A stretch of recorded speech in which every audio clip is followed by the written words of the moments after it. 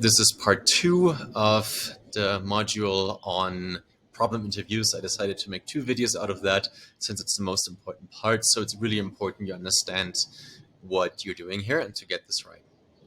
Right, so continuing where we were last time, we were kind of doing this filter. The person that we're interviewing is telling us about her challenges in the job.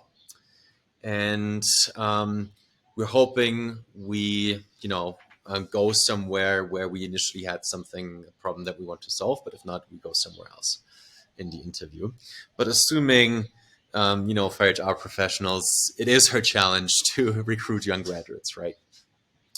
So what is specifically challenging about recruiting young graduates for you, right? So what is preventing you from being more successful?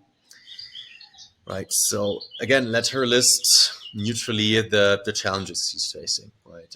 Budget, or her boss is not giving her enough, or she doesn't know where to find them. Right. Sort of traditional methods don't work out that well anymore, and she doesn't like to learn new tools or something like that. Right. The next question is one of the most important ones. I call it the problem urgency question. Right. So the question is, have you tried anything to solve that challenge that you were talking about? Right. And this is very important because you can fall for complainers, right? Everyone has challenges. Everyone is busy.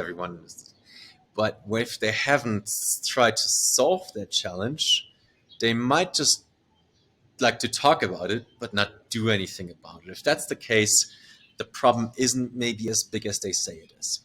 Right. So what you want to hear here is, oh, I worked with this agency and they wanted so much money and it didn't work out. And I tried to hire a new person for that, or consultants, or I tried to do all these things and it still doesn't work. It drives me crazy. That's when you hit gold. Right. And everything on the spectrum in between, I define as the level of problem urgency. The problem urgency can be low. This might mean, that challenge isn't worth solving, sorry to say, or it's very high, like what I just described. Right. And the next question is very, very carefully crafted. It's actually my own idea, and I got some applause for it in sales cycles.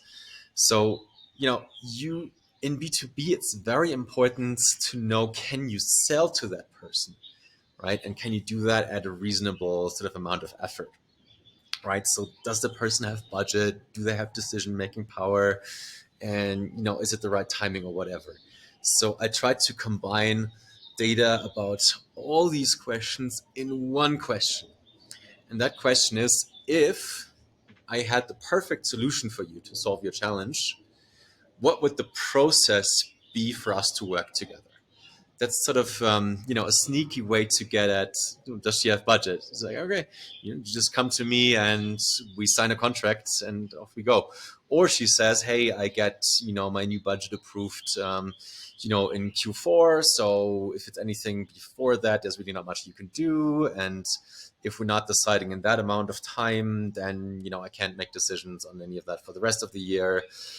Or it depends on your if it's below 10,000 or something, then I can just do it. If it's above, then I need to go through an approval process. That question tells us all of that. And it's super, super important, right? If that person is, the decision maker, can make decisions from, 1 week to the next, that's great.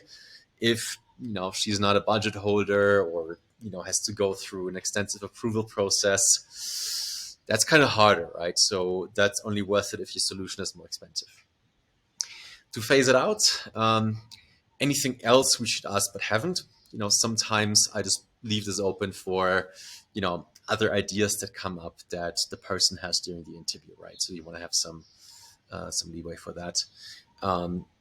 Who else has the same challenges? Can we talk to them, right? Sort of get the next person to, for your interviews, right? Because if the person introduces you to them, you're more likely to get it. Again, I tried to keep this questionnaire very, very short and very few questions, but it's too much for half an hour, right? You will never be able to answer all these questions, even though these are very few. These are really the best selected questions that I have that are kind of more or less universally applicable. That gets you all the information you want. Hope you enjoyed this. I see you in module 4 of 4 soon.